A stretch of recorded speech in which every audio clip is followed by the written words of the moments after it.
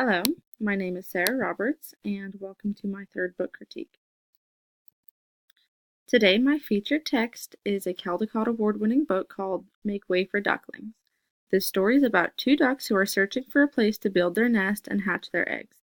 They fly over Boston and settle for a small island near the river, although they stop in the public garden first and eat peanuts given to them by visitors. They liked the public garden very much, but thought that it was too dangerous to lay their eggs.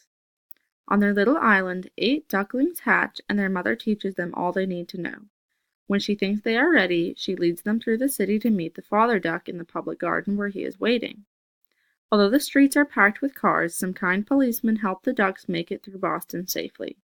When they arrive in the public garden, the ducklings like it so much that the family decides to live there.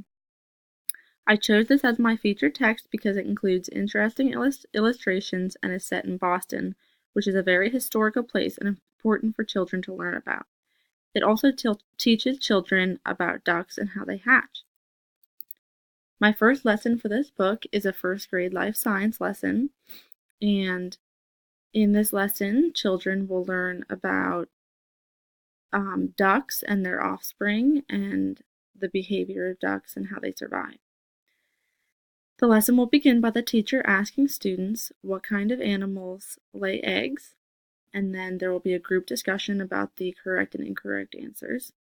Students will go on a field trip to a local farm to observe ducks and their behaviors, and if this field trip location is unavailable, students may go on a virtual field trip where they use computers to research articles and videos about ducks. And then they should take notes, and afterwards they can create a timeline of the life cycle of the duck and include whatever information they think is important, and then present the timelines to the class.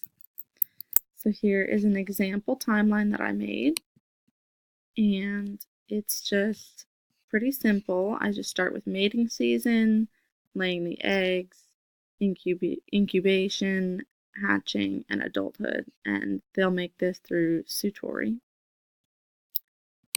And then for my next lesson, I have a first grade social studies lesson. And in this lesson, they will learn to make maps, and they'll learn about different landmarks in Boston. So students will be paired into groups of 2 and will research at least 5 major historical landmarks in Boston. And then students can recreate maps of the city, and they should include and highlight the landmarks they choose. And if they really have trouble with this, then they can use examples that they have found in research. Students will then create a presentation about their maps and landmarks and will explain to the class where the locations are and why they are significant, so what events made them significant.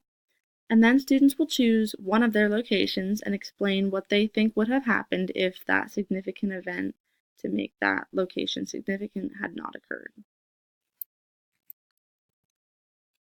The next book that I read is called The Velveteen Rabbit, and this is about a stuffed rabbit covered in velveteen that is given to a boy on Christmas. The boy spends a lot of time with the rabbit and they love each other, but the rabbit wants to be real. And one day the boy states that he is real and the rabbit believes him.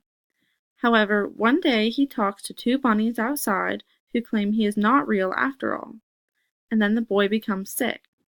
The rabbit keeps him company until his recovery, after which the bunny is placed in a pile of other things which must be burned due to their exposure to the boy's illness.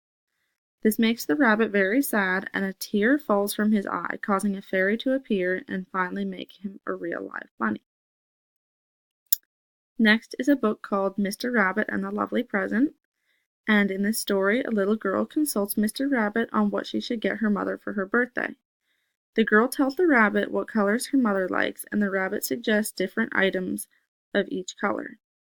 The girl rejects some of Mr. Rabbit's ideas that will not work, such as fire engines or taxicabs. But in the end, she puts together a fruit basket with apples, bananas, pears, and blue grapes, because her mother likes red, yellow, green, and blue. Although this book is simple, it teaches children about different colors and will make them laugh when the rabbit suggests the silly gift ideas. The fourth book I read is called Just Me. and this book follows a little boy who walks around his farm and asks all the different animals to show him how they walk so he can walk just like them. He copies his cat and his rooster. He lays on the ground like the pig. He hops like the rabbit and the frog, wiggles like the snake, pretends to eat grass like the cow, and walks like the horse. He runs like the goose and the goat, climbs a fence like the squirrel, and hides like the turtle. At the end, the boy spots his father in a boat on the pond. The boy runs to him, not like any of the animals, but just as himself. His father spots him and the two go out for a boat ride on the pond. This book teaches children all about different animals and teaches them that they should finally just be themselves. Finally, I read a book called The Funny Little Woman, and this story is set in Japan and is about an old woman who is always laughing. One day, she is making dumplings and one of them rolls away. When she tries to grab it, she falls down a deep hole. In her search for the dumpling, a statue along the way warns her not to keep going, as she will be caught by the oni, which are wicked creatures. But the woman went right along. Soon enough, an oni comes along and finds her hiding behind a statue because it hears her laugh. The oni keep her captive to make rice for them, with a magic spoon that turns one grain of rice into hundreds, until the little woman decides to escape with the spoon. She does this by taking a boat on the river, but when the oni find her, they drink all the water in the river, so the woman gets stuck in the mud. However, the sight of her stuck is so funny, and she starts laughing. They all laugh, and water from their mouths fills the river again, allowing the woman to get home where she lives happily with the magic spoon. This book is a great way to include different cultures in the classroom and shows children that it is okay to laugh and look silly. Thanks for watching.